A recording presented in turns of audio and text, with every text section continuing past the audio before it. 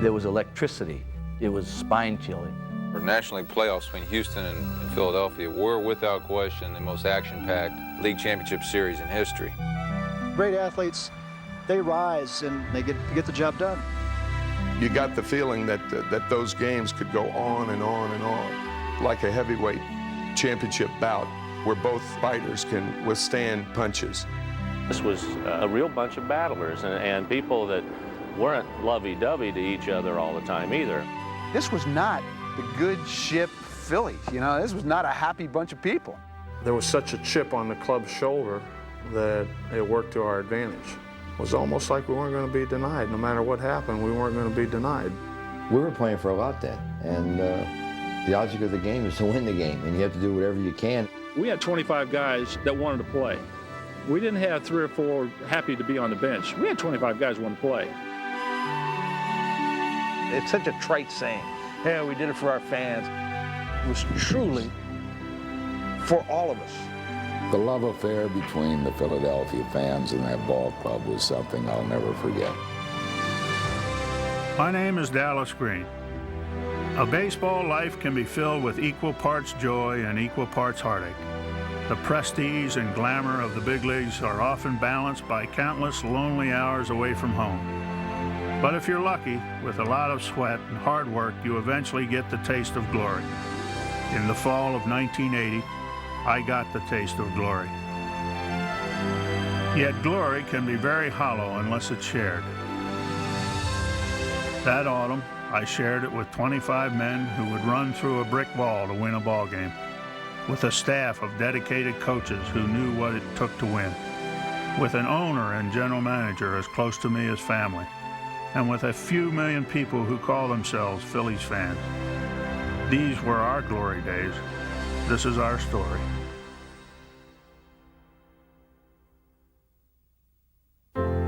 In order to tell the story of the 1980 Phillies, you have to go back to 1972. That was the year that owner Bob Carpenter turned over the team to his 32-year-old son, Rollie. Paul Owens took over as general manager, and I was appointed director of minor leagues and scouting. The 3 of us made a pretty good team. In 1973, we brought in Danny Ozark from the Dodgers organization to take over as manager. I feel very optimistic about the future. I think the personnel in the Philly organization is of top caliber. The young players that we have. Danny Ozark was the perfect man for the job. While stressing the importance of sound, fundamental baseball, his easy, relaxed style created an atmosphere in which our young talent could blossom. And blossom it did. By the mid-'70s, the club was clearly the cream of the National League East. Anchored by homegrown sluggers Mike Schmidt and Greg Lazinski, the Phillies offense featured a balanced attack that could beat you big or small. The pitching was led by the incredible Steve Carlton, one of the premier power pitchers in the history of the game. Under his wing, young arms like Larry Christensen and Dick Ruthven could learn the art of winning from one of the true masters. If the 70s Phillies had one trademark, it was great defense. Catcher Bob Boone and shortstop Larry Boa, along with Mike Schmidt, were growing an impressive collection of gold gloves. And when Paul Owens, whom I affectionately call the Pope, needed more pieces to the puzzle, he would go out and acquire a Gary Maddox or a Bake McBride to round out the squad. It would often cost the club some of the kids I was trying to develop, and the Pope and I would get into some major battles over the subject. But usually, by the season's end, I would get over my pouting long enough to join him in a glass of champagne to toast the division champions. Starting in 1976, we won the National League East for 3 straight years. But something always seemed to get in the way of our pennant quest. Rounding third, he'll score, and this league championship series belongs to the Los Angeles Dodgers. In '79, Pope tried to get us over the hump by acquiring Gold Glove second baseman Manny Trio from the Cubs, and then plucked one of the greatest free agent plums in baseball history, Pete Rose. But things didn't go according to plan. Injuries decimated the pitching staff, and the team's lackluster play landed us in 4th place. It also cost Danny Ozark his job. I was chosen to spend the month of September at the helm to evaluate the club. It was obvious we had the talent, but the attitude was all wrong. Going into the offseason, the decision was made for Dallas Green to stay on as manager. And with Pope and Rowley firmly behind me, we were about to embark upon the most amazing roller coaster ride of our lives.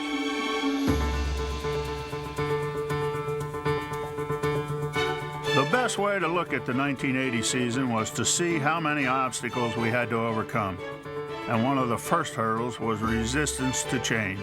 When they made the change, the switch to Dallas Green, for me it was just a completely different management style than I was accustomed to. Went to spring training and started with day one because Dallas had a sign up, "We, not I." That kind of started a little bit of the huff in the clubhouse with the likes of Larry Boa and certain other players. We sort of made a joke about it. We asked if we were going back to college or high school. Well, the first comment was, "Where are the pom-poms?" You know, and you know, it was the reaction that he knew he'd get, and he didn't care. In prior years, it seemed like tee times were more important than batting practice times. In 1980, that was going to change. Danny was well liked by a lot of players because he was a players type manager. And not that Dallas wasn't, but Dallas wasn't afraid to, you know, jump on you at any time, whether it was good or bad. Spring training was also a time to tinker with your roster. And that year there were some trade rumors. There was one in the winter of 1979 that was on the docket with the Texas Rangers, and I didn't want to do it. And we would not have had 3 of the star players in 1980 that we had if we had made the deal. Of course, we won't reveal the players involved. Among the doubters of our program was that fine group of men that cover our team for the local papers. Most of them picked us for 4th place behind the Expos, Pirates, and Cardinals. It was true, the division had caught up to us in terms of talent. All the more reason to impress upon our guys the need to play up to their ability. By the end of the spring, some of the players had signed up with the program. It's like the Boston Symphony Orchestra. You have a bunch of fabulous musicians, but if you don't have a maestro to put them all together. The 2-2 pitch, swing and a long drive, deep left field, out of here, home run, the ball. As the season progressed, we were playing decent baseball, staying in contention, but still not playing up to our ability. We were clearly being carried by our 2 future Hall of Famers, Steve Carlton and Mike Schmidt, both at the prime of their careers. Home run by Mike Schmidt. Oh, boy. Steve Carlton was well on the way to his 3rd Cy Young Award. His impact on the club was immeasurable. He never made a mistake. He never made a mistake, and that's what pitching's all about, making mistakes. To me, it was like it was an advanced game of catch. It was me and the catcher. If I got the ball to the hitter, that's not too good. But if I got to the catcher, you know, that's success. To have the comfort of knowing that Steve Carlton was going out there every 4th or 5th day, you could put a win in your pocket most of the time. And coupled with the fact that Schmitty at 3rd base was playing the type of ball that he was, excelling on defense, getting one big hit after another, not only with the home run. Mike Schmidt, who had always been a good player, was now establishing himself as the best player in the league. So what had helped to elevate Mike's game? When I got there, I thought Mike Schmidt thought he was the best player in the league 3 or 4 days a week. And after seeing how I approached the game, whether I was 0 for 4, made an error, struck out, or whatever, Mike became the best player in the league 7 days a week. Pete was the central figure at a time when the team needed someone other than yours truly to be the central figure. I did not have the foundation for it. I didn't have the confidence for it. I think I took some of the pressure from the press away from him. He was able to relax. Somebody else that could just free me up to, you know, be Herbie Lee over in the corner and play my game. He called him Herbie. Herbie, you're the best third baseman ever to play this game. I mean, every night he'd build up Schmitty. Pete Rose was a force inside the clubhouse. He had been through it all. He was a guy that constantly reinforced our philosophy that we were going to play and win as a team.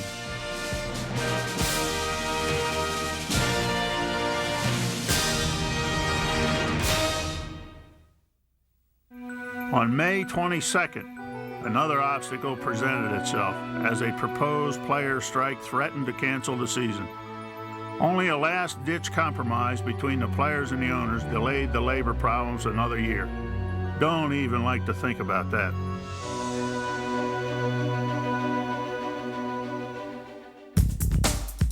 One of the cornerstones of our philosophy was to create competition. Veterans no longer had the right to play just because they were veterans. I mean, you come in the clubhouse and you see a guy like Gary Maddox out of the lineup, and the next day you see Greg Lazinski out of the lineup. Lonnie Smith was on my tail, and he was trying to win a job also. Just when I thought that I wouldn't make it to the big leagues, Dallas gave me the opportunity to be in the big leagues. Keith Moreland and Lonnie Smith made an immediate impact. They both finished the season hitting over 300 and brought a youthful exuberance to an otherwise Mr. Cool veteran clubhouse. Had they failed to perform, it would have been difficult to sell the program.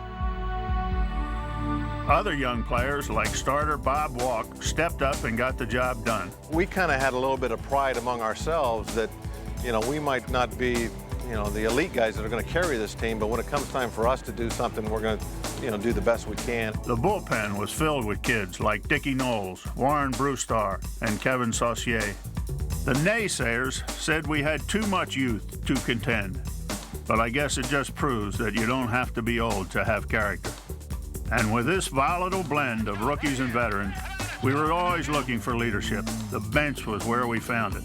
The bench and with Gigi and George and Keith Moreland and Lonnie and those guys, I mean, we had a good bunch. We had a good bunch, and a lot of guys could do a lot of different things. But we still had to get it going. We still only got one hit, man. Let's go. By the All-Star break, we were only a game out of first, but still only 6 games over 500. That kind of underachieving only brought more yelling and screaming and benchings, and some of the veterans didn't like it. I was asked to go in there and say, hey, if you got something to say it to her face. And when I went in there, because it was supposed to be an open door policy, I don't think he liked that I challenged him at that particular time. Dallas and I, oil and water throughout the year. In fact, I was mad at Dallas, so I didn't want to talk to him anyway. This was not the good ship Phillies, this was not a happy bunch of people. On August 10th, we reached rock bottom.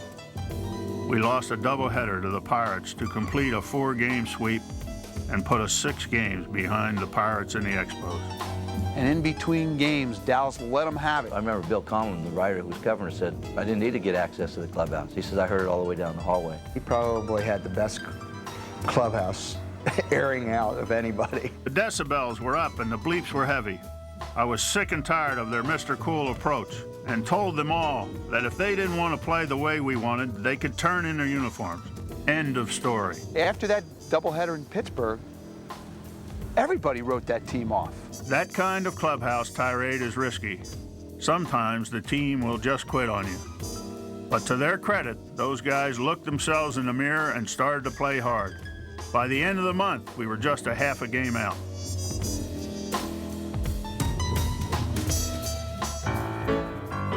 Part of our resurgence was due to the incredible season of Tug McGraw.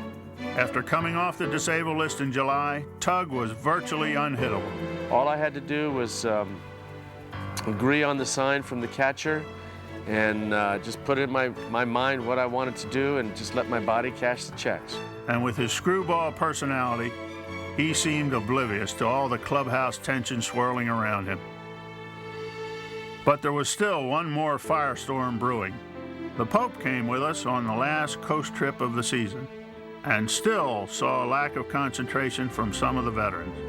On September 1st, he called a clubhouse meeting and really let it fly. And as he started out, he was somewhat calm.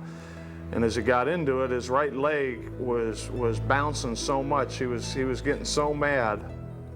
He took no prisoners. And I think it'd be a little rough. I said, if I were a pitcher on this club, I might reach over and pitch your head off like a grape.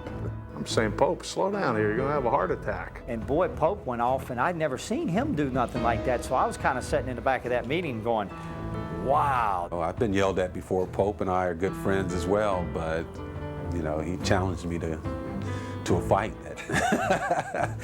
More than half of you in this room probably could lick me, but I said, you may knock me down and out. But I said, soon Don Seeger gets ice on me and all that, I'll be back knocking on your door. Kind of realize where Dallas got some of his training from now. What Dallas and Pope, I guess, were trying to get across for the last couple of months is that nothing was important other than this baseball team for the next 2 months. After that meeting, we had cleared our biggest obstacle, ourselves. From that day on, we played with heart and soul, winding down the season with an incredible stretch drive. We won 23 games after September 1st, 16 by 1 run. Tightrope baseball at its best. 2-2 pitch, struck him out, and that's the ball game. The Phillies win it, 3-2 in 10 innings. Drops a bunt, it's fielded by the pitcher, throw to the plate, throw is wild, Phillies win the game. On September 9th, we beat the reigning world champion Pirates in extra innings, and they were done. In every great season, there always seems to be an X factor, that one element you didn't count on to help you. Down the stretch drive, our X factor was Marty Bystrom. On the 10th, we decided to give this September call-up his first start. All he did was reel off 5 straight wins and earn Pitcher of the Month honors in the National League. What a story. I was just trying to go in there every day, and when I was called upon to do my job, that's all I was concentrating on doing. It was primarily a veteran ball club, and as Ron Reed used to tell us, rookies are to be seen and not heard. On September 22nd, Lefty beat his former team, the Cardinals, for an incredible 6th time that year, and that was it for them. We won 21 of our last 28 road games. That's the mark of a champion. Only the Expos stood in the way of the postseason. On Friday, September 26th, they came to the Vet for a 3-game series of nail-biting baseball. With the score tied 1-1 in the bottom of the 9th, up stepped one of the true unsung heroes of the 1980 team.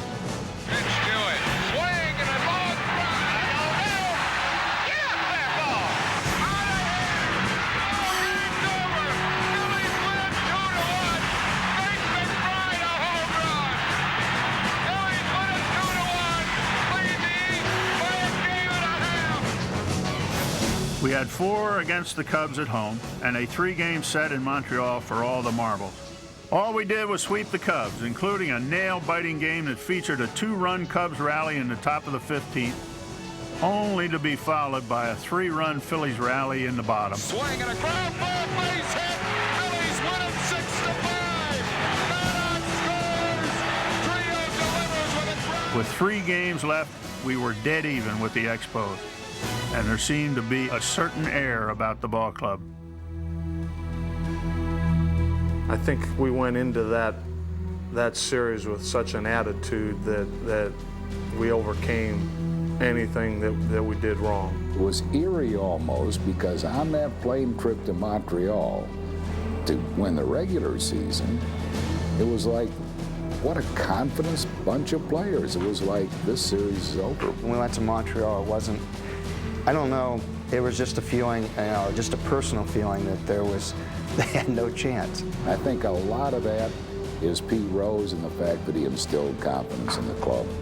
Pete was the kind of guy that would go right out on the field during batting practice when no one else was there but the Expos and us. And Pete would just go out there in his uniform and kneel down on one knee and talk to the other team as they were coming out and flat out tell them they couldn't win this game. The 2-0 pitch, fastball, long drive, watch that baby! In Game 1, Smitty drove in both runs in a 2-1 victory. He now had hit meaningful home runs in the last 4 games. Those who thought he wasn't clutch just weren't paying attention. 47. And now it was down to one more win for the division. Long day's journey into night here in the Olympic Stadium. After a long rain delay in the chilling, wet cold of Montreal, we began one of our most unusual glory days. Old Scott throws out off of Scott trying to score, and he is out at home plate. Base hit, left field. Rose is being held. Oh, McBride is held up, and they're going to get him in a rundown, or are they? He's safe. Oh, I don't believe it. Green light, base hit, center field. The Phillies are going to go ahead. Now they got Schmidt in a rundown, 2-run score. Schmidt's in a rundown, still in a rundown. And they get Schmidt. Now they're trying to get Lisinski. They do! Unbelievable! A double play, but the Phillies go ahead 3-2. Pop up. Manny Trio right there. Oh, he dropped it! I don't believe it! Manny Trio had the best hands of any second baseman I ever saw, and I played 17 years. I mean, he had great hands. For some unknown reason, it went in his glove and came out. I mean, that happens. We all want to catch the ball, but since it was my time to move one, I guess. He takes me out. Manny, I said, Dallas, Manny dropped the ball. I didn't. The guy hit it straight in the air. I said, why don't you take Manny out and let me in? There he goes. Pitch out. Pitch out. He is safe. Oh, no! Another error. Whitey was always a Phillies fan. I mean, he always wanted the Phillies to win. I don't care where they were in the standings, and he'd take the games to heart. Bouncing ball, tapped softly, third base. Perry's charges, he throws. Oh yeah, another obstacle, the umpire. I gotta see a replay. In the last 2 months of the season, there were dozens of times the whole thing could have fallen apart. But this team had no quit. And we went into the thing saying, you know, we're gonna win this or we're gonna die. With our backs to the wall, up stepped one of the true gamers on the team, playing on bad knees and having Keith Moreland breathing down his neck all summer. Bobby just kept his head up and waited for a chance at redemption. And with the season on the line, Base hit to center field. McBride rounding third. He stumbles, but he's still gonna score. Boone heading for second base. Tie ball game. Boone delivers with a single to center. Down to the last out. Boone a base hit. McBride scores. And this game is tied at 4. in the top of the 10th with Pete Rose on first, up stepped our MVP. Some wondered whether he should be batting at all. Don McCormick was on deck. He was a rookie catcher who had never been to bat in the major leagues. To walk Schmitty, even though first base was occupied, might have been pretty good strategy by Dick Williams.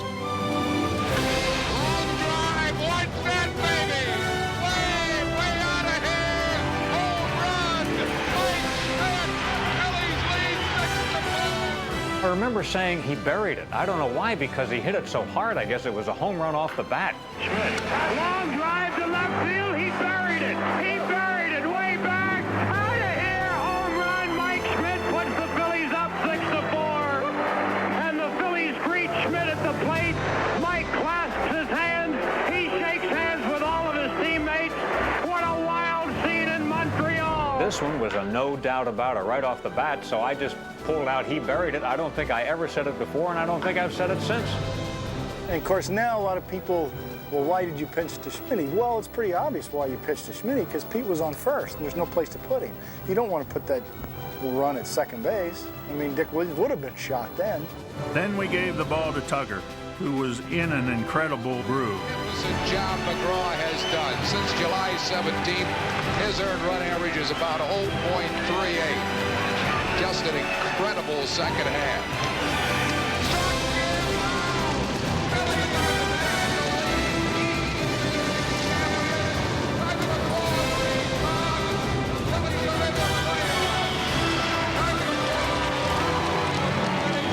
An unbelievable year for the Phillies, who have won it by a score of 6-4 on Mike Schmidt's homer. 1980 was Tim McCarver's first year as a broadcaster. In September, We activated him so he could play in 4 decades. Timmy picked a pretty memorable year to be a rookie broadcaster. Bake, how does it rate? I'm Harry's echo. Feels good right now. I probably won't be able to, really enjoy it until tomorrow, once I think about it. Drop that ball. Matty Trio. I dropped the ball, but Jesus, yes, only one. I don't think I've ever seen you drop a pop-up. Well, I think it's always the first time, but I think I picked it at that time to drop it. I don't know what Schmidt and Greg were doing on Greg's base hit the center field, but they looked like they had a baton trying to look like in a relay race or something. That's a hell of a race, isn't it? Luzinski giving a baton to Schmidt.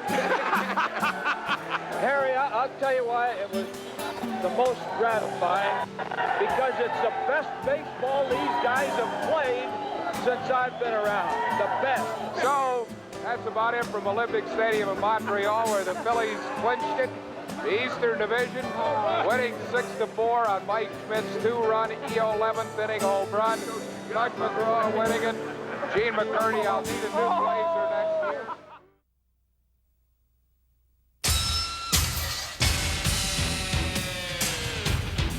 The stage was set. 5 games for the National League pennant. In a short series, anything can happen. That 5-game series it separates the men from the boys. What followed was the most exciting LCS ever played. Now that we were in the postseason, it was time for the veterans to shine. Swing and a long drive. There she goes. Way out of here. Home run. Greg Luzinski. Bull had to put up with a lot of adversity during the season. I couldn't have been happier for him. Shallow left field. It's dropping. It's in for a hit. Maddox scores. Phillies lead the ball game 3-1. Tug nailed down a 3-1 win, and we were on our way. Right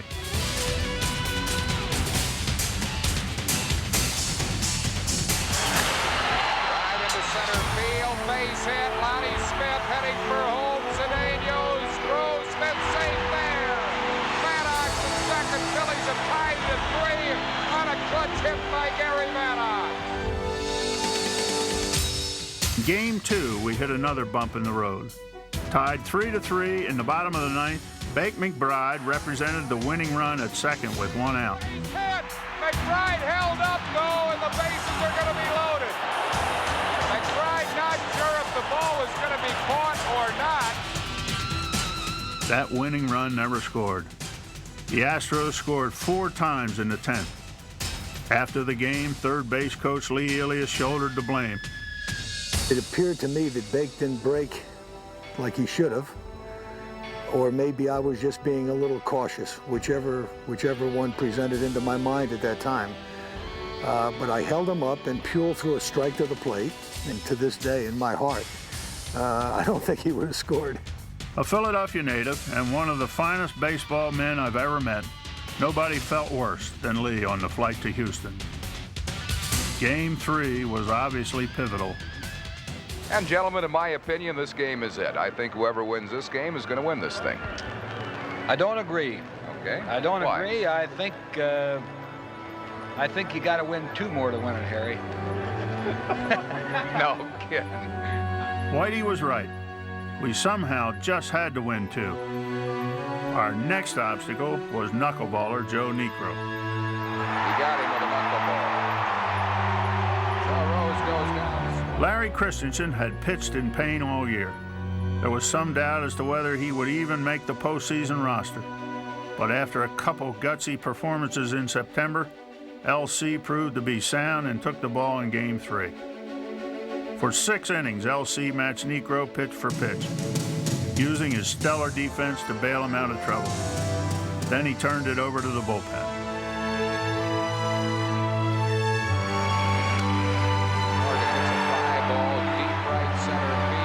With the game scoreless in the bottom of the 11th, Joe Morgan led off with a triple. It only took a sacrifice fly to put us in a huge hole. Here comes Landeskog, and the ball game is over. Houston has won it 1-0 in 11 innings. It was now do or die. You might be down 2-0 or 2-1, and something inside just, you kick it. It has to, if it's going to take place, it has to be now, and your back's like against the wall. Game 4 was just another chapter in the Phillies' wild saga of postseason play. Down 1-0 with runners on first and second and no outs, Gary Maddox hit a soft liner to the mound. Then all hell broke loose. That could be, oh, they called him out. We're going to have could have a triple play. A triple play. I don't believe it. It was a clear short hop, and Doug Harvey behind the plate is calling this right away, and then they start throwing around to the bases, tagging bases all over the place. It's a triple play, and everybody's running off the field. Oh, I think the Phillies were robbed here. He made the sign that that ball was trapped. And the Philly base runners were in jeopardy at that point. That is unbelievable. Unbelievable. Boy, I don't know what else can go wrong, how many ways the Phillies can be prevented from scoring. And I'm holding Pope. Pope wanted to get over there and get in the middle of the yard. I said, just sit here, they'll work it out. I thought, what else can happen? You know, what else can happen to keep us from winning it? And you just thought sooner or later, they've got to reverse this and get it right. Well, they didn't get it right. Oh, wait a minute. McBride is going back out at second. I don't see how they can call one of those runners out. Looks to me like they made some kind of a compromise. After all that, we didn't score. There's the runner, and the pitch is grounded, and what a stop! Now, Pete Rose had a pretty decent year, but not by his standards. All September, he would parade around the clubhouse saying, "Just get me to the playoffs, boys, and I'll take it over from there." Head right field. Rose is going to score. With our backs to the wall, Pete took charge. There, Rose, yeah, safe at second base. 2-1 ball game. Phillies right back in this thing. Line drive right field. It is caught nicely by Leonard, but Rose is going to tag and score. The Phillies lead it 3-2. Line drive right field, base hit. Bateman drives throw into the plate. Is the strong one. This game is tied at 3. With one out in the 10th, up stepped the Bull, looking for his second big hit of the playoffs. Line smash left. What happened next is an image I'll carry in my mind forever. For third, big wave around. Landis throws. He knocks over Bochy, and the Phillies take a 4-3 lead. We were playing for a lot then, and the object of the game is to win the game, and you have to do whatever you can. And the play was in front of me. I knew it was going to be close, and I knew I wasn't scared of contact, nor was Bruce. I can still see him coming, and I knew he was going to score. You know, I guess Bochy will always remember that forearm shiver. Tug finished it off. Ball hit the air, shallow center. Maddox coming on. Yes, there will be a fifth game. And it was down to one game for the pennant.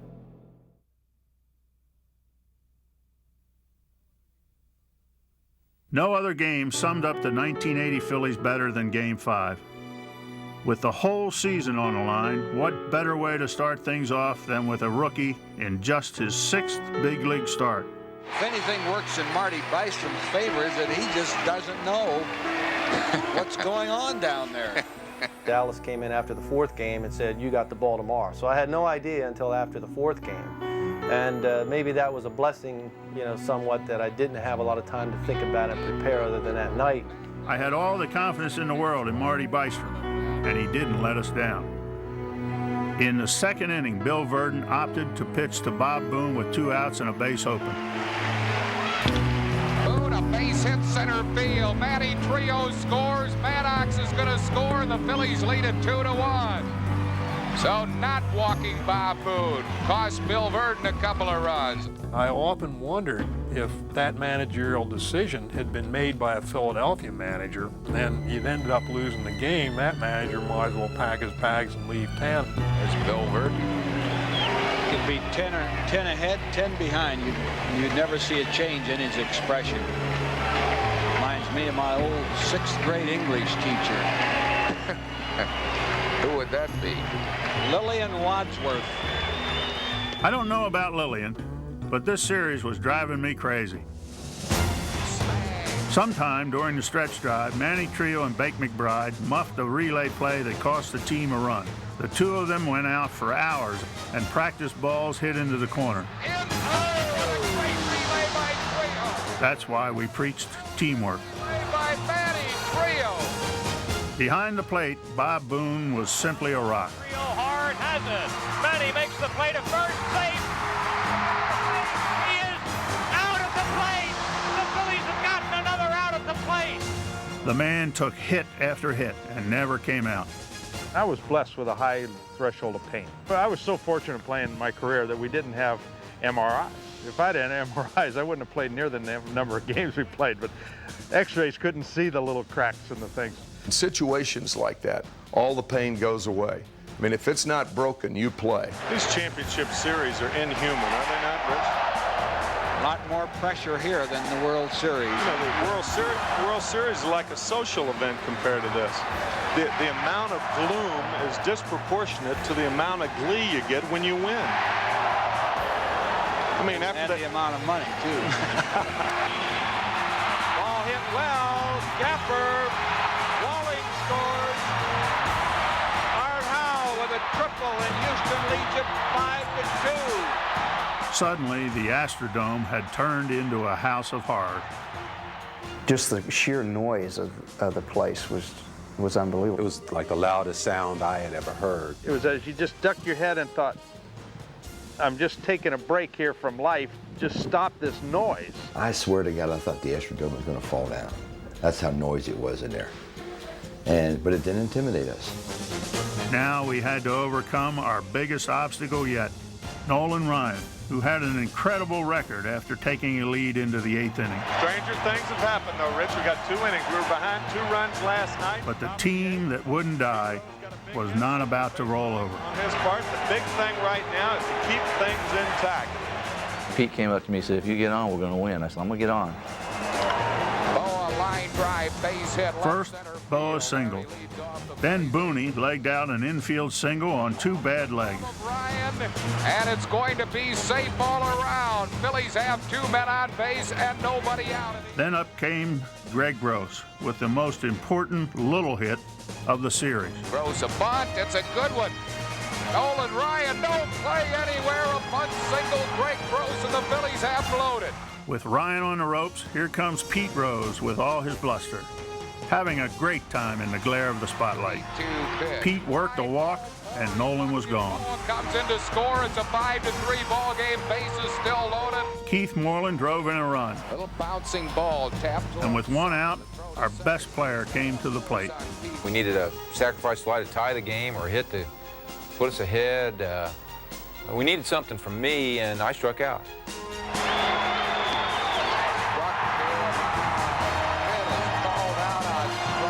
I was stunned. The camera right by the dugout following me. Starting to think about the off season, trying to go out of my house and exist in public life in Philadelphia. Unser, a base hit to right center field. Phillies have tied it. Aviles on his way to third. Del Unser, a pitch single, and this is a 5-5 ball game. Del Unser goes up and gets a base hit to totally bail me out of that situation. Then the series MVP stepped up to the plate. And this guy will be tough. Manny Trio got a good playoff. 1 strike pitch.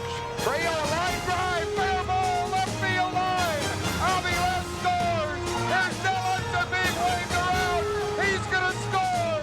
Manny Trio, at third and triple. Phillies lead at 7-5. What a comeback by this great Mike Unbelievable, unbelievable. Manny Trio lining a ball just inside the chalk line, and the Phillies dugout going crazy, going crazy. I'll tell you, this is an incredible comeback against Nolan Ryan, a pitcher who has been brilliant in these situations, but this club just does not die. Oh, but the story wasn't over. Little punch shot. That's going to drop for a hit. Terry Cole is going to score, and this game is tied at 7. I cannot believe this series. What an up and down seesaw, exhilaration, frustration series. It's been unbelievable. The most worn out guy in the whole stadium was the champagne guy. And it kept going back and forth from clubhouse to clubhouse. My, oh my, what a series. Dallas Green is out talking to Tug McGraw. Ruthven came in to relieve me. My arm was dead, baby. It was a strange feeling because I remember coming out of the dugout thinking, I'm going to win. And I have to admit, over my career, I didn't have that feeling that often. In the 10th, Del Unser came through again. Smash over the head of Bergman down the right field line. Unser on his way to second base, and Dello reached for the double. That brought up Gary Maddox, who was looking for the silver lining in an otherwise stormy season. I was known throughout the league as a first ball, fastball hitter. All you had to do was throw it anywhere up near home plate, and I would swing at it, and I got a fastball right down the middle. Left, a base hit, I believe Maddox. Yes, it is. Gary Maddox a hit. Phillies take an 8-7 lead. Maddox at second base. Phillies lead 8-7 in the 10th inning. That was the biggest hit of Gary's career and maybe the Phillies' history. Then, in the bottom of the 10th, after 2 quick outs, Dick Ruthven has ice water in his veins. 3-2 pitch, swing and a drive right center field. Maddox is there.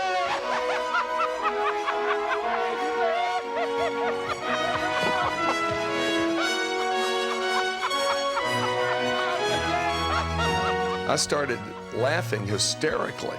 And it was one of those bizarre moments where you don't even realize where you are.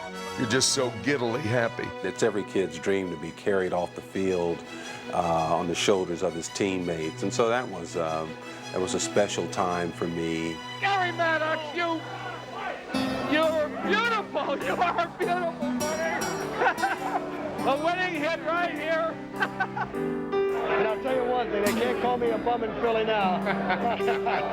John Vukovich. John Vukovich. Nice going, Vukovich. I tell you what, I dreamed of this since I'm 5 years old. I swear to God I did. And I didn't know how I'd act. It's the greatest feeling in the world. Manny, congratulations on being the MVP of probably the greatest series ever played. Oh, thank you. Nice going. Thank you, sir. Thank you. Baseball magazine. Thank you. We'll see you all when we get home, man. This is it. We're going all the way.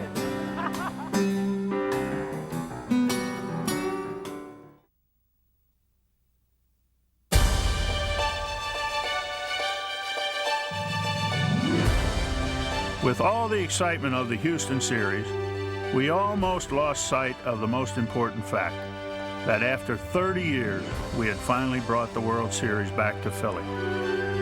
Eddie Sawyer, the manager of the Whiz Kids, threw out the first ball, and we figured after all these years, maybe we ought to win one for him.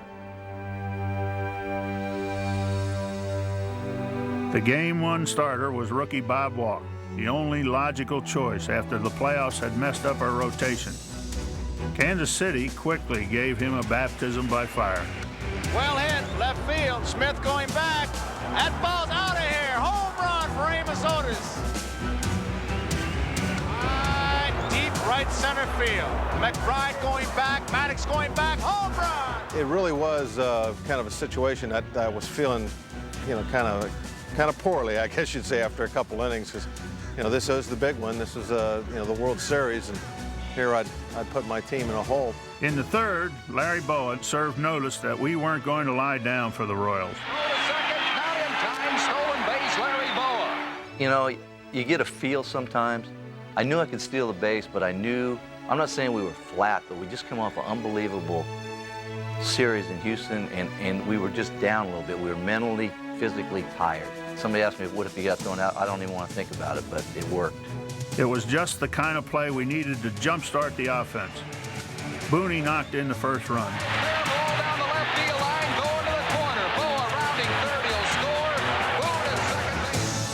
I should have never doubted that they weren't going to give up in Game 1, that they were still going to make a game of it, and they certainly did. But the inning wasn't over.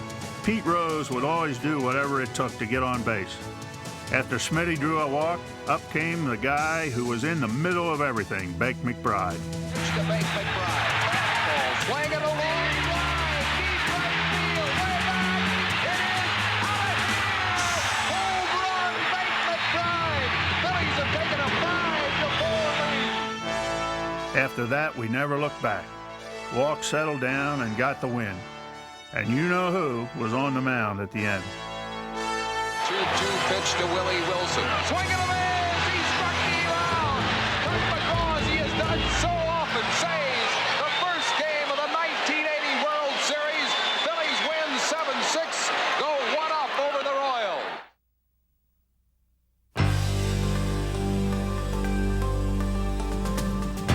In Game 2, a tired Steve Carlton used his guile and his brilliant defense to stymie the Royals' attack.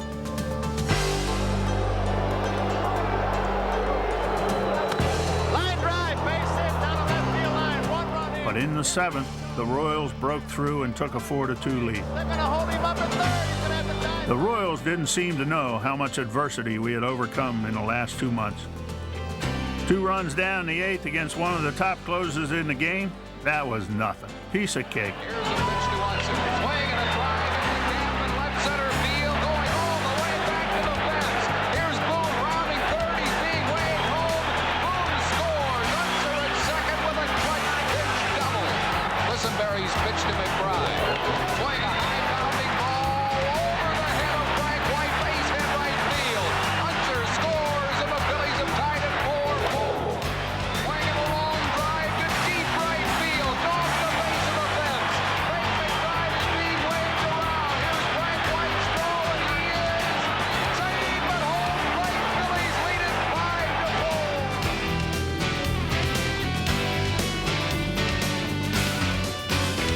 5-4. And this time, there was a different face on the mound.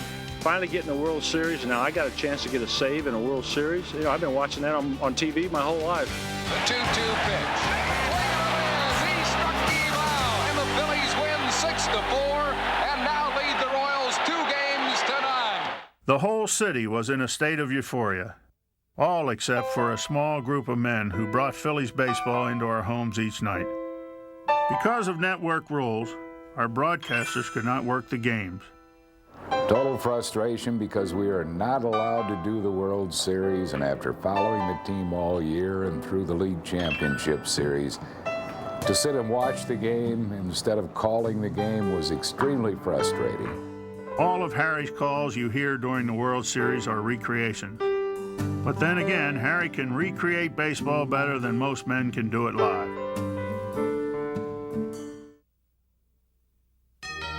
Now it was on to Kansas City. The Royal star and best hitter in baseball, George Brett, had left Game 2 with a severe hemorrhoid problem.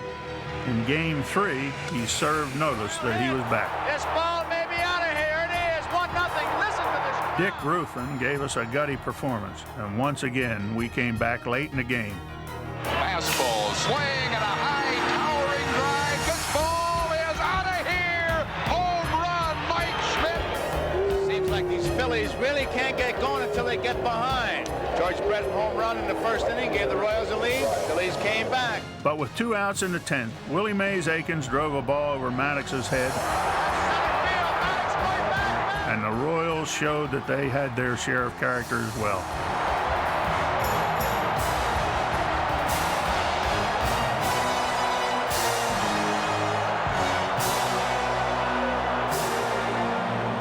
Larry Christensen was slated to start Game 4, but something was wrong from the get-go.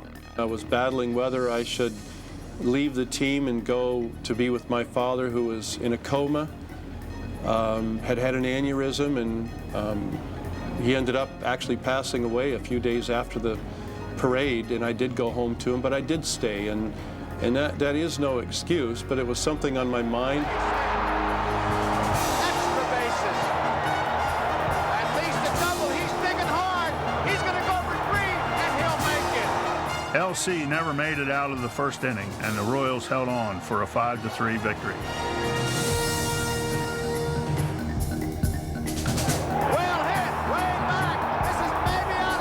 We could almost feel things slipping away when something happened in the middle of Game 4 that may have turned around the series. Dickie Knowles knocked George Brett on his back. And he threw one up and in and put George right on his hemorrhoids. 0-2 pitch to Brett. Look out, George Brett has to hit the dirt. So when I knocked George Brett down, I was kind of indecisive about hitting him or knocking him down, so I think that's why the pitch ended up where it did. Stop it right now! Stop it right now! And I could hear Fry out of this ear, you know, hollering at him, stop it right now, stop it right now. Jim Fry wanted to charge the mound himself, and Rose ran over and stopped him. We ain't gonna have none of that. How do you know? How do you know? I said, Jim, don't go out there because you got a heavyweight championship crowd and you will get knocked right on your. I think Pete was going, he wasn't throwing at him.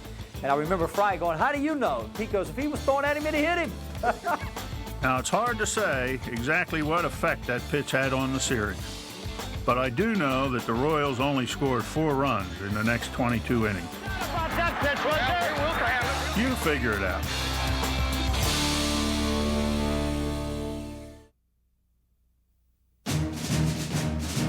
Game 5 was the pivotal game.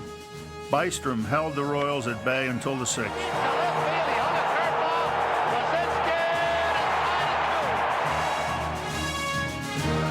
Once again, that McBride to Trio connection worked like magic. Here's Darrell Porter being waved around third.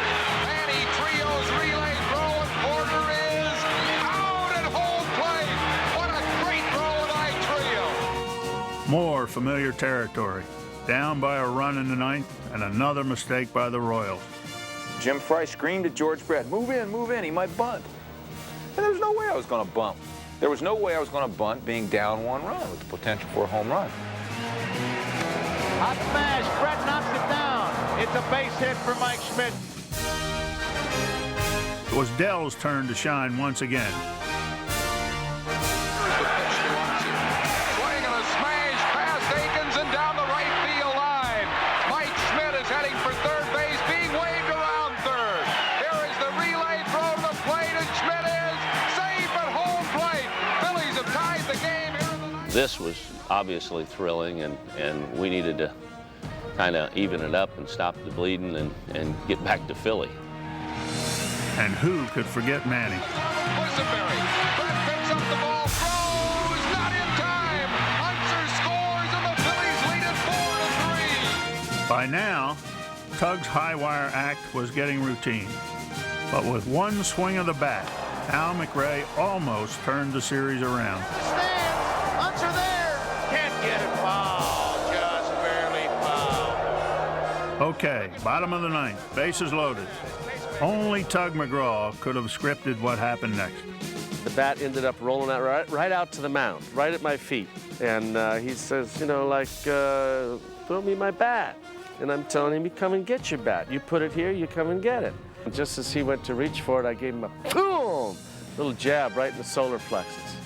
So I let him know that even though we're friends, we're still on the field of battle. 1-2 pitch. Swing and a miss. He's out with a fastball. Tug McGraw wins another one, and the Phillies are now up on Kansas City, 3-2, and going back to Philadelphia.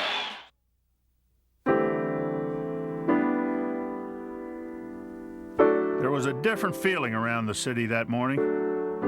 We knew going to Game 6 at the Vet that night with lefty pitching. In our hearts, we knew we were going to win a World's Championship that night. I told my wife, I said, it's over. And she goes, what are you talking about? She said, you just said a tough series. I said, this is over. I said, lefty's on the mound. I said, you feel it in the city. The script is in. We win at the end. We knew what the ending was. We knew we had to go through a lot of things, but we knew what the ending was. And on the way in, right before that 6th game, I said to Tug, I said, look, Tug, when we win this game, if you're on the mound, you know how the camera's going to be on you when, you know, after the final out. I want you to wait for me to get in there because I want to get in that picture. Everybody could feel that something special was about to happen. Everybody but the one man who counted most. It's something that I wouldn't allow myself to get caught up in, like, you know, this is great, because now I'm off my game. I can't be excited about, oh boy, I'm pitching against George Brett or something and hang a slider. It was like, this is great, but I'm still locked. I'm focused. Struck him out 10 times. Out on strikes, Willie Wilson. Struck him out.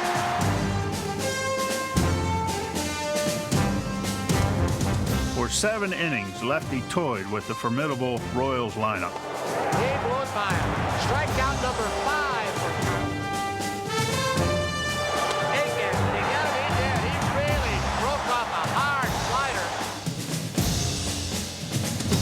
Larry Bowe was in the middle of everything, turning a series record 7 double plays. Bob Boone, on 2 bad legs, had played every inning of the World Series.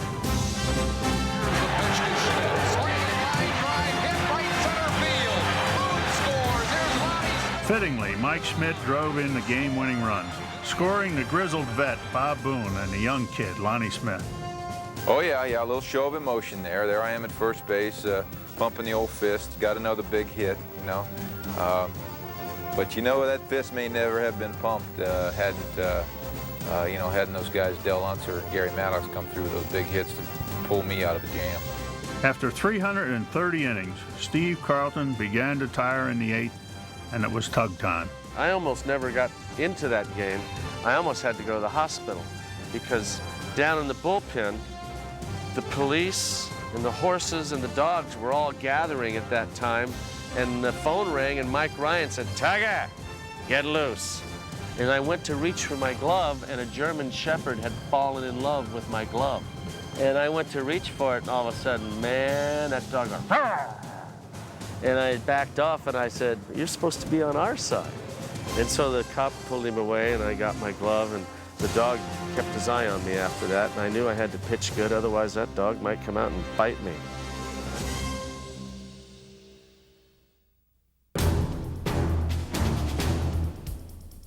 The 1980 Phillies never did anything easy, and true to the script, the Royals loaded the bases with 1 out. McGraw trying to reach back one more time.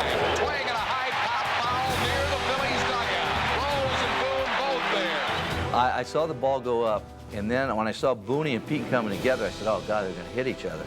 And I know I'm getting close to the steps. I know this is Pete's ball, but I don't hear him. And I'm getting there. It's like, come on, we're getting near land here.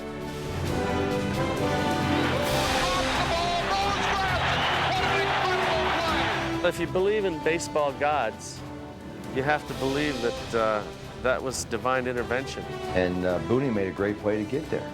And I just happened to see the ball and catch it. I mean, it's something him and I practiced for about 2 months. And now the ball pops, and I mean, my heart just sunk, and I have all these emotions, and there's Pete, and he grabs it, and he becomes a hero, and I'm looking at him, and I just wanted to kiss him then. I mean, it was just a matter of 2 aggressive guys trying to win a World Series.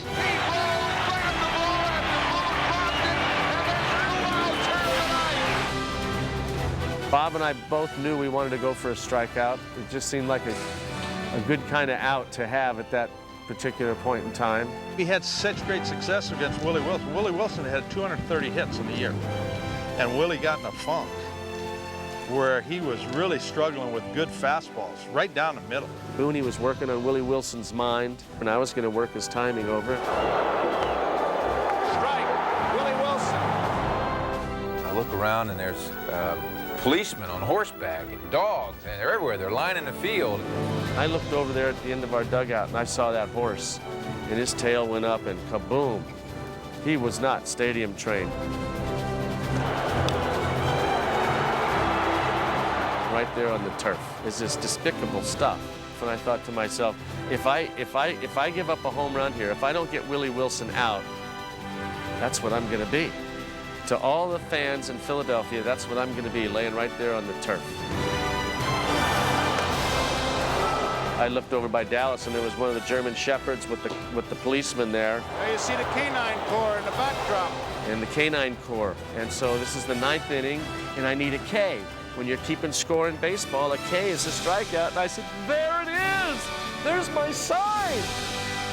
We know it's going to happen because I got my sign from a dog, the same dog that was in love with my glove.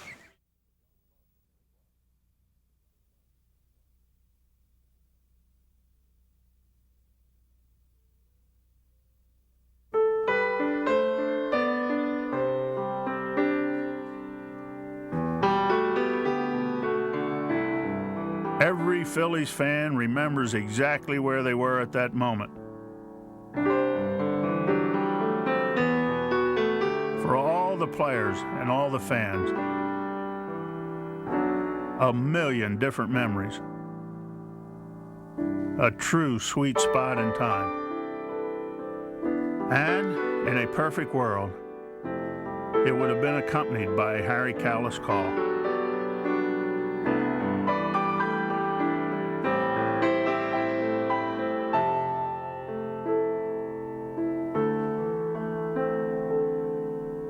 I'm speechless. I've been sitting around all the time. I haven't even had a drink of champagne yet, and all I've done is smile and almost cry. I love it. We're just tickled to be here. You know, it took us a long time to get here. More satisfied for a lot of people, Lazinski, Schmidt, Boa, Maddox, Boone. You know, people, Maddox have been so close so many times, never reached the World Series. And for the Philly fans. If I hadn't have gotten Wilson out, if I'd have walked him or something like that, I don't know what Dallas had in mind, but I was ready to call him out there and say, Dallas, I just have nothing left. So, is that right? Yeah, I was a goner. Our pitching staff's going to be super next year.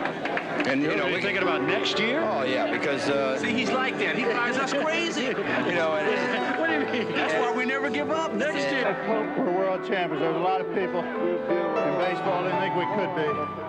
I knew in my heart we could be. I think in September, from then on, our ball players knew we could be. Paul Owens knew we could be, and he's the guy that directed this thing all the way. It's the greatest thing that's ever happened to me in my life. And this man here in Dallas Green, Paul Owens, Dallas Green, and these ball players and coaches and our whole organization have just done a fantastic job for us. And by the next morning, when all the laughter and all the tears had subsided, we all found out how much we meant to the city of Philadelphia. I don't think that there was any question at the end of the 1980 season when we were in that parade how the town of Philadelphia felt about the Phillies. They were like a 10th man on the field for us through the whole. They were unbelievable, and without them, that parade and everything about that World Series, that's something you never forget. That's the greatest thing that's ever happened to me. Actually, we thought the parade was going to be a relaxing thing, and it just became this monstrous emotional high that was probably the greatest moment of my life.